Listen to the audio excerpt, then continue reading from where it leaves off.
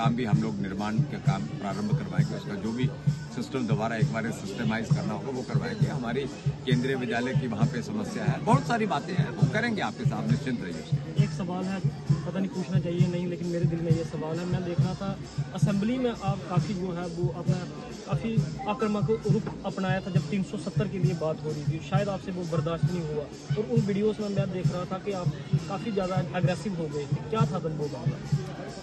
देखिए, हम लोग गए थे विधानसभा के अंदर लोगों की समस्याओं से निपटने के लिए, हमें लोगों ने इसलिए भेजा। लेकिन होता क्या है कि जब विधानसभा के अंदर पहुंचते हैं तो पहले दिन का काम चला, उसके उपरांत वो स्थगित हुई जब विधानसभा, तो अगले दिन वहाँ पे पहले दिन ही एक सिरफिरे विधायक ने, वो जो पीडीपी का था और नेशनल कांग्रेस था, इन दोनों की आपस में लड़ाई भिड़ाई वो तो चलती है, इनकी दुकानदारी की समस्या है, तो उसने कुछ ऐसा शगुफा लेके आया था। तो दूसरे दिन एनसी वालों ने सोचा कि हम क्यों पीछे रहे, तो वो लेके आगे स्पेशल स्टेटस ये वो, लेकिन पीछे की मंशा जो थी ना वो वही आर्टिकल 370, आर्टिकल 335 ये था। लेकिन हम उसको कभी, अब इनकी सोच जो रहेगी हम सोच को समझ सकते हैं। तो पीछे की जो चाहत थी, फिर इन्होंने, इनके विधायकों ने जब बोला, इनके मंत्रियों ने बोला, कांग्रेस के नेताओं ने बोला, तो पीडीपी और नेशनल कॉन्फ्रेंस की लड़ाई के अंदर जो बिचौलियों का काम कर रही थी वो कांग्रेस कर रही थी। आज कांग्रेस जो है वो धराशायी होकर बैठी हुई है, तो वो एक सत्ता का रास्ता ढूंढ रही है, उनको मिल नहीं पा रहा। हम लोग जब गवर्नर का एड्रेस हुआ, गवर्नर के एड्रेस के बाद वहां पे चर्चा हुई, तो चर्चा के लिए हम लोग करने के लिए गए थे। चर्चा में कुछ राज्य सरकार की बात ही नहीं थी। जो भी उस गवर्नर, मेरे पास वो अभिभाषण पड़ा हुआ है, आप कभी आए तो उसको पढ़ लीजिए। चर्चा के अंदर उस गवर्नर एड्रेस के अभिभाषण के अंदर जो राज्य सरकार को बात कहनी चाहिए तो वो कह नहीं पाए, और सारी बात केंद्र सरकार की उन्होंने उसमें ला दी।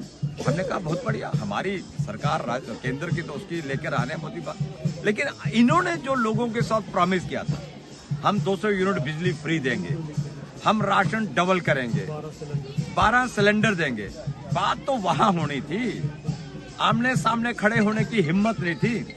उस हिम्मत को हमने, इनकी हिम्मत को फिर हमने कहा कि भैया अगर तुम भटकोगे, भटकाने का प्रयास करोगे तो हम पीछे नहीं रहने वाले। जम्मू के 28 विधायकों ने अपना जमकर वहां पे विरोध प्रदर्शन किया, जमकर वहां पे लड़ाई लड़ी। अगर आगे भी ऐसा हुआ तो हम पीछे नहीं रहने वाले। हमारे एक नेता, हमारे मित्र, हमारे दोस्त, हमारे भाई वो हमसे जुदा हो गए, आदरणीय देवेंद्र सिंह राणा। हमको उनकी कमी जो है वो उस विधानसभा के अंदर खली। हमने महसूस किया कि एक पढ़ा लिखा आदमी, एक मतलब जिसे कहते हैं कि एक मतलब मैं उनके बारे में शब्दों का बयान ही नहीं कर सकता। वो हमारे बीच में नहीं थे, उनकी कमी खली, लेकिन प्रयास किया, कोशिश की कि जो लोग वो कहना चाहते थे उनकी आवाज को दबाया और जम्मू की आवाज को हमने उठाया। आगे भी मैं जम्मू के डोगरों से कहना चाहूंगा, निश्चिंत रहिए। हमने आपसे कहा था जम्मू के डोगरों कि आपकी पीठ को लगने नहीं देंगे, इसमें कोई दो राय नहीं है कि हम बिल्कुल नहीं लगने देंगे, चाहे उसके लिए हम लोगों को कुछ भी करना पड़े। हम जम्मू के डोगरों के लिए कृत संकल्प हैं। मैं ये आश्वासन आपके माध्यम से देना चाहता हूँ। आखिर में हम आपसे पूछना चाहेंगे, जो आपके कंस्टिट्यूंसी के लोग हैं, बिलावर विधानसभा के जो आम लोग हैं, उन्होंने आपसे मिलना हो, कोई आपके लिए उनको कोई काम हो, तो सतीश शर्मा जी का उनसे क्या संदेश रहेगा? मैं 24/7 उपलब्ध हूँ। जाकर किसे भी पूछेंगे। मैं अगर पहाड़ी क्षेत्र का 8 दिन का दौरा करके आया, उसके आते ही दूसरे दिन मैं लेटा नहीं कि मेरे पाँव में, मेरी टांगों में तकलीफ हुई होगी। मैं उसके अगले दिन ही बरोटा और ठेंठू वगैरह एरिया में चला गया था। कुछ कार्यक्रम थे, कुछ अफसोस थे। 24 घंटे में उपलब्ध हूँ। मेरा रामकोट में घर है, निवास स्थान, वहाँ पे भी ऑफिस है। मैं बिलावर में भी रेस्ट हाउस में अक्सर सब लोगों को मिलता हूँ। तो मेरा लोगों के हर व्यक्ति के पास मेरा नंबर है, मुझे जब भी फोन करते हैं मैं खुद उसको नंबर को पिक करता हूँ, तो ये तो कोई समस्या वाली बात नहीं है। मैं समझता मैं 24 घंटे उपलब्ध हूँ उनके लिए। शुक्रिया। ये हमारे साथ बिलावर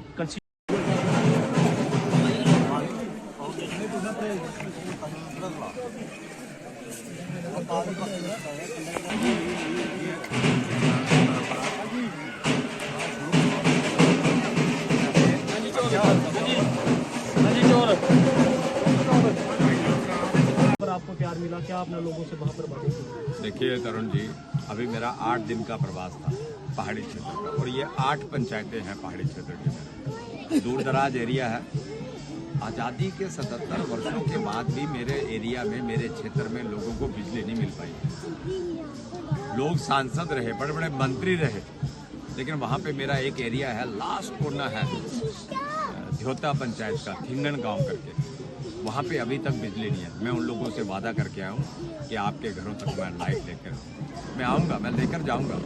और सबसे बड़ी बात जो है, मुझे उन क्षेत्रों में रोड देना है। रोड कनेक्टिविटी जो है ना, वो बड़ी एक मतलब ज़रूरत नहीं, एक नेसेसिटी है वो, और मुझे उनको वो सारी सुविधाएं उपलब्ध करवानी है, चाहे पानी की, बिजली की, रोड की, वहाँ के हेल्थ इंफ्रास्ट्रक्चर की, वहाँ की स्कूल की, ये सारी बेसिक चीज़ें अभी तक मुझे वहाँ पे पहुँचानी है। मैं उसके लिए कृत संकल्प हूँ। मैं लोगों की समस्याओं को सुनकर आया हूँ। मेरे साथ अधिकारी भी थे कुछ, और यहाँ तक हो सका मैंने मौके के ऊपर समस्याओं का समाधान करवाया है। वो भी संभव होगा। मेरी अच्छी अधिकारियों की टीम भी है, अच्छे लोग भी हैं, कुछ बुरे भी रहते हैं, अच्छे भी रहते हैं, लेकिन उनको सबको ठीक करेंगे और अच्छाई की तरफ हम सब लोग बढ़ेंगे। और मुझे विश्वास है, मैं अपने अधिकारियों के कारण, अपने सभी कर्मचारियों के कारण मैं उनको निवेदन कर रहा हूँ।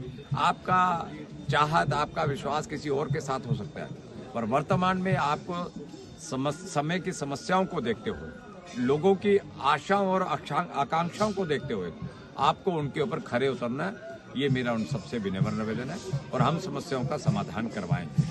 विधायक बनने के बाद आपकी कौन से आपने काम जो है वो प्रायोरिटी पे रखे हैं, जिनको आप प्राथमिकता देंगे? काम तो बहुत सारे हैं, काम की तो आप छोड़ दीजिए। देखिए, मुझे सबसे पहले क्षेत्रों के अंदर रोड्स देने, पानी की सुविधा ठीक करवानी है, बिजली यहाँ पे नहीं है उसको चुस्त दुरुस्त करवाना है, हेल्थ इंफ्रास्ट्रक्चर मुझे ठीक से करना है, एजुकेशन का जो सिस्टम जो बिगड़ा हुआ है उसको मुझे थोड़ा तंदुरुस्त करना है, और सबसे बड़ी बात, मुझे बिलावर के लिए जिले की लड़ाई लड़नी है। मुझे पानी की जो न्यारू का हमारा पानी है, ये अपना धर्मकोट के पास, आप जब जाएंगे रोड पे तो आपको दिख जाएगा। मुझे उसको उस पानी को जो वेस्ट हो रहा है वो लोगों के घरों तक पहुंचे, वो लोग पिए, वो हमारा अमृत है। तो ये सारी एक और जो एक मुद्दा था जो चुनाव में भी काफी चला था, गवर्नमेंट डिग्री कॉलेज जो रामकोट में, उसकी जो खुद की इमारत नहीं है, उसके लिए कब तक आप क्या प्रयास किया? आप निश्चिंत रहिए। अभी हमारे जो हायर एजुकेशन के जो कमिश्नर थे वो थोड़ा सा शायद उनकी ट्रांसफर हुई है, लेकिन मैं कंसर्न मिनिस्टर से भी मिल रहा हूँ थोड़े दिन के उपरांत। मैं अभी थोड़े क्षेत्र में हूँ, तो उसके लिए सारी वो जो जमीन वगैरह है वो सारी उनके नाम पे अलॉट हो गई है। थोड़ा फॉरेस्ट का झगड़ा था, मामला था कुछ, वो भी थोड़ा ठीक हो गया। थोड़े दिनों के बाद देखेंगे वो स्कूल का, वो कॉलेज का काम भी हम लोग निर्माण का काम प्रारंभ करवाएंगे। उसका जो भी सिस्टम दोबारा एक बार सिस्टमाइज करना होगा वो करवाएंगे। हमारी केंद्रीय विद्यालय की वहाँ पे समस्या है, बहुत सारी बातें हैं, वो करेंगे आपके साथ, निश्चिंत रहिए। एक सवाल है, पता नहीं पूछना चाहिए नहीं, लेकिन मेरे दिल में ये सवाल है। मैं देख रहा था असेंबली में आप काफ़ी जो है वो अपना काफ़ी आक्रामक रुख अपनाया था जब 370 के लिए बात हो रही थी। शायद आपसे वो बर्दाश्त नहीं हुआ, और उन वीडियोस में मैं देख रहा था कि आप काफ़ी ज़्यादा एग्रेसिव हो गए थे। क्या था तब वो मामला? देखिए, हम लोग गए थे विधानसभा के अंदर लोगों की समस्याओं से निपटने के लिए, हमें लोगों ने इसलिए भेजा।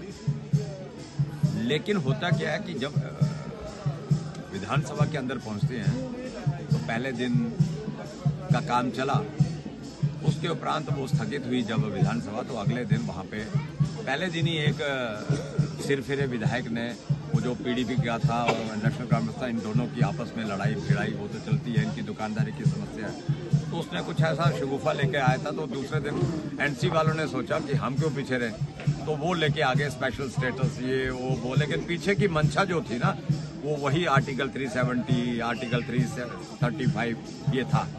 लेकिन हम उसको कभी, अब इनकी सोच जो रहेगी, हम सोच को समझ सकते हैं।